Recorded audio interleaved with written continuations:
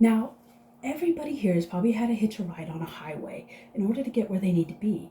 As somebody who lives in Disney, Oklahoma, I especially rely on highways to get anywhere, whether it be Tulsa or the nearest grocery store or the nearest Target. But that also means I've seen my fair share of highway construction, and it's a constant presence. Now, as annoying as it is to see the same construction sites for months on end, it also makes you wonder what else is being affected. And evidently, it's our breathing, and it's expensive. I would like to propose to the city of Tulsa that we should adopt California's climate action plan as our own for our transportation needs.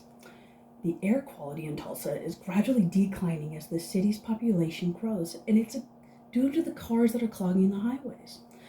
Now, expansion doesn't necessarily mean faster, more convenient travel, it just means more drivers.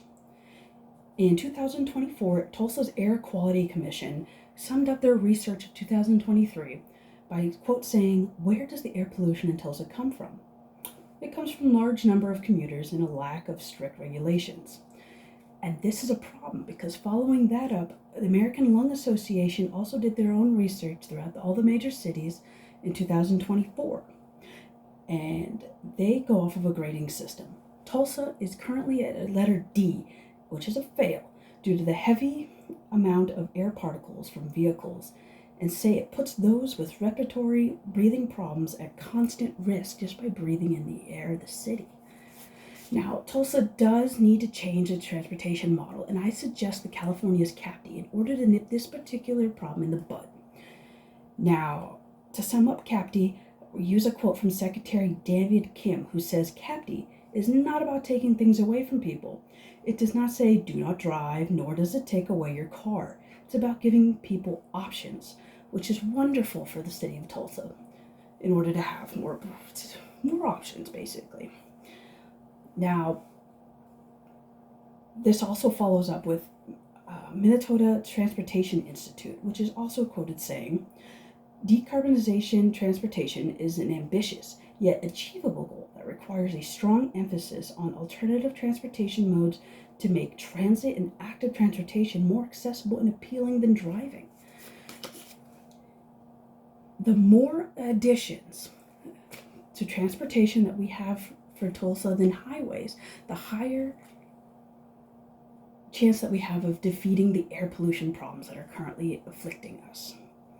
Now, Barry Leffer, who works at NASA's Transportation Composition Program, quotes saying, "Air pollution has dramatically improved across the U.S. in the past few decades due to environmental regulations, but some communities are still hotspots for poor air quality." Now, an instrument used by NASA currently has detected nitrogen oxides mixing with sunlight and toxic organic chemicals, and mixing this in with rush hour plumes has contributed to over 100,000 premature deaths and respiratory diseases. This is a massive problem that could hit Tulsa at any given time if it continues to build. Now, Tulsa is already planning an 8-year construction plan that's boasting reliability, and it cost $8.8 billion in highway construction. Now,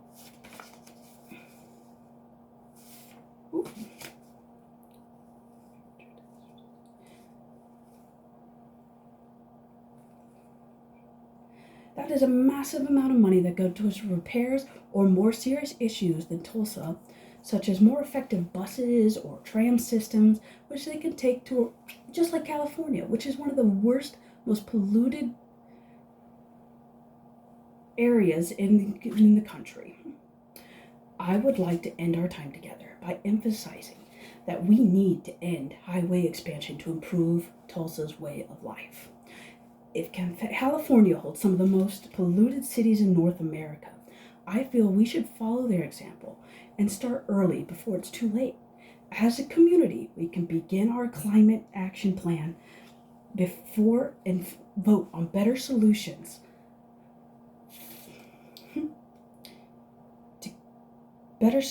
than to continue our air and wasting time in general, because we're going to run out of time. Thank you.